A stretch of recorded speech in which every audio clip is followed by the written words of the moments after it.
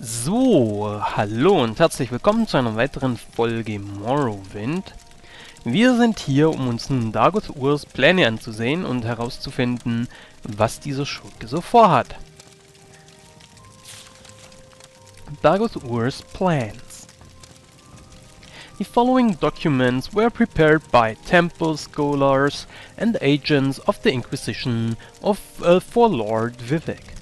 From interrogation and captured sleepers and other Thick's house cultists, from study of manuscripts written by cultists and victims of dream-induced mania, from interviews with Lord Vivek concerning historical campaigns against Red Mountain, and from broad conjectures and inferences made upon these materials, this is our best estimate of Ur's motivations and objectives in this most recent phase of his war upon Morrowind. Basic objectives: establish a theocracy in Morrowind based on the worship of the newborn god Akulakan, second Numidium, to be created by Ur from the heart of Lorcan, and a body constructed according to the principles and rituals pioneered by the Dwemer Kagrenak. Establish the ancient heirs of House Dagoth as the god priests of Akulakan, and the Thick's house of Ur as a dominant political power in Morrowind. Through a charismatic conversion, unite the Dunmer under the guidance of Ur to battle against the foreign animals who hold Morrowind in subjection. Note: Ur has apparently adopted the views and motivations of the Dwemer High Craftlord Kagrenak. In effect, he recapitulates the ancient blasphemous folly of the Dwemer. Expose the false worship of the tribunal and destroy the ecclesiastical authority and political power of the temple.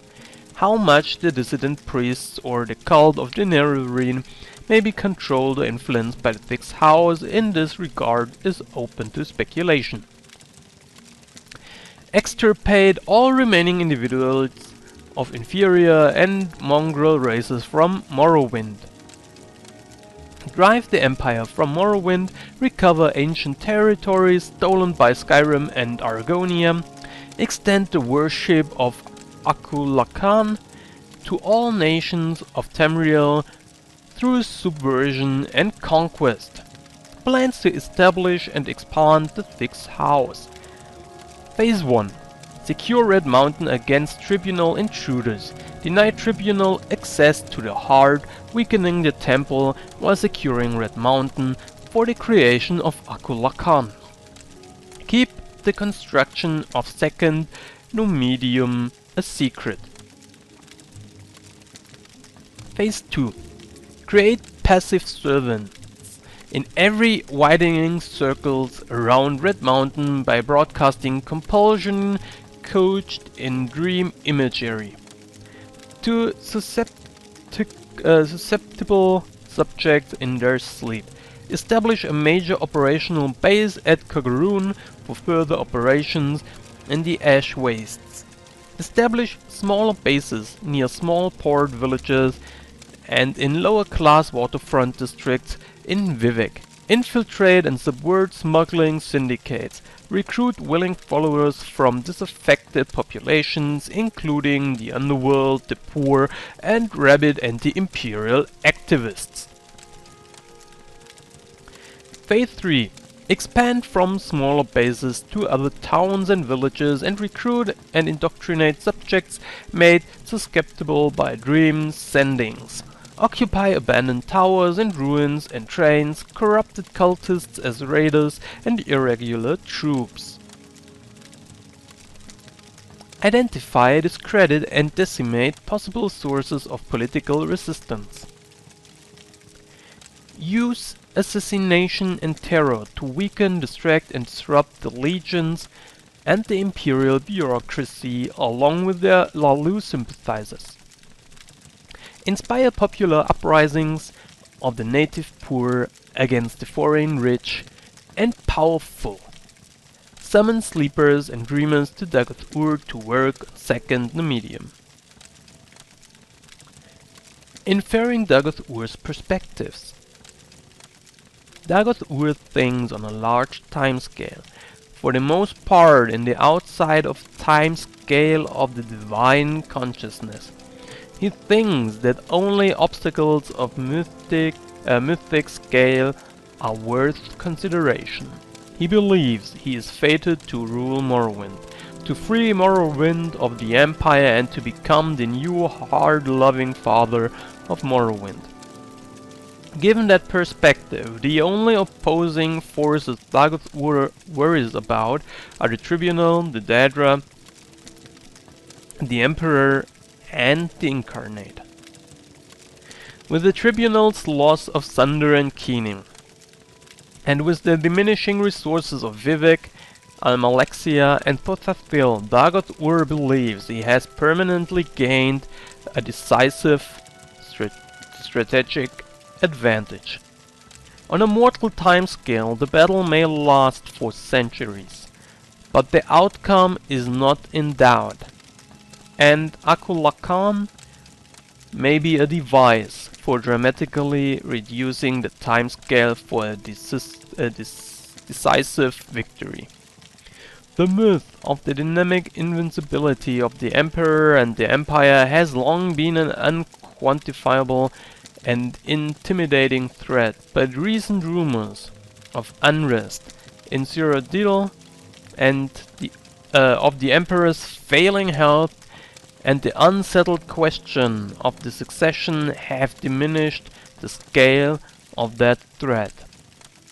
Nonetheless, the revelation that the Nerevarine is a pawn of Imperial intelligence, handpicked and sent to Morrowind by the Emperor himself, may cause Dagoth-Ur considerable anxiety. Keine Ahnung, wie man das ausspricht.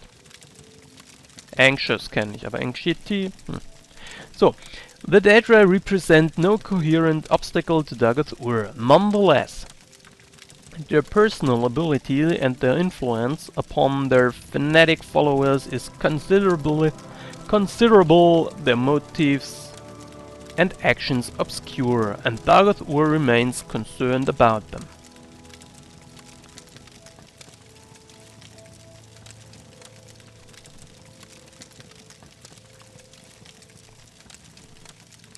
The Incarnate represents Saint Nerva, a mythic force that has previously defeated Dagoth-Ur, and Dagoth-Ur is obsessed with the threat. At the same time, Dagoth-Ur knew Nerva personally, knew that he was a mortal man with faults and weaknesses.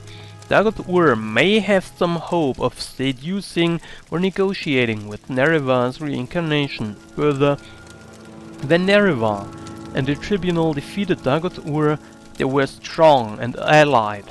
Now the Nerevarine and the Tribunal are weak, opposed and divided. Therefore, though the Nerevarine and the Tribunal represent the most serious threat to Dagoth-Ur's plans, he still has good reason to believe that this time he will prevail. A recent timescale of Dagoth-Ur's activities. Much of the following timescale is based on inference from incomplete information. Before 2E 882, Dagoth-Ur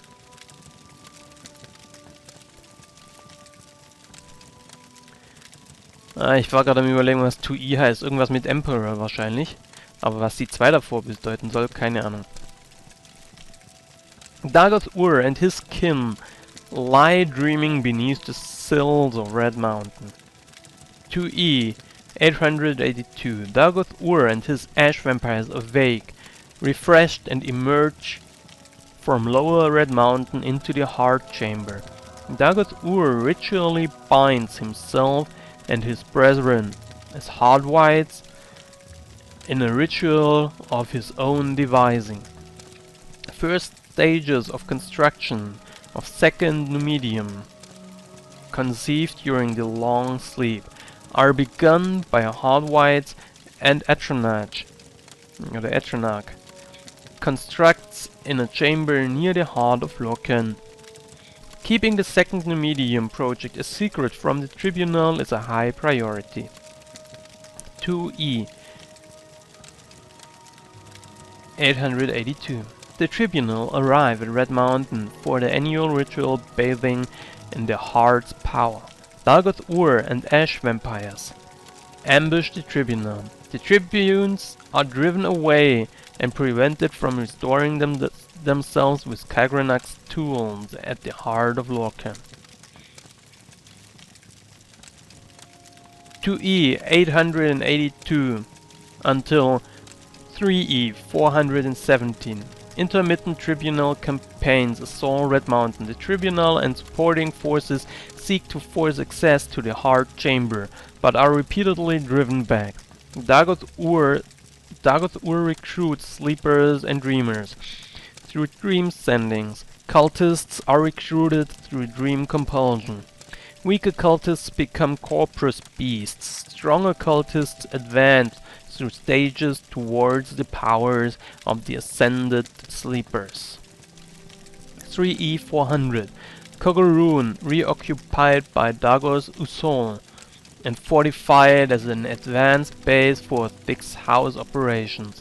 Blight storms more frequent and widespread. Soul sickness spreads in regions close to Red Mountain.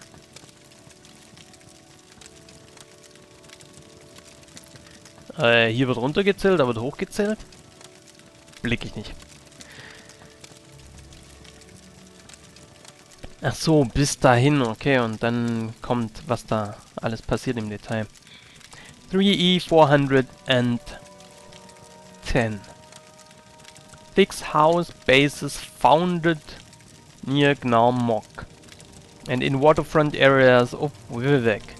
Thick's house operatives exploit smuggler organizations and communications to spread their influence among victims unbalanced by Ur's dream sendings.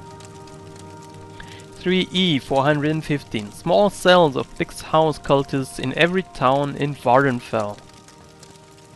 Larger Thick's house operations are concealed in remote dungeons where creatures are bred and cultists are trained for the coming struggle.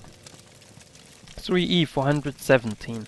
Almalexia and Thothathil lose the artifacts Keening and Sunder to Dagoth, Ojos and Vimin. Vivek rescues Almalexia and Thothathil, but failing to recover Keening and Sunder. The tribunal retreat from Red Mountain in disorder. Surviving beyond Armiger companions. Know the tribunal was forced to retreat, but do not know how serious and reversal the tribunal has suffered. The three tribunes return to their respective capitals and continue to perform their ritual functions. The tribunes continue to grow weaker without access to the heart, and because of resources required to support the ghost fence.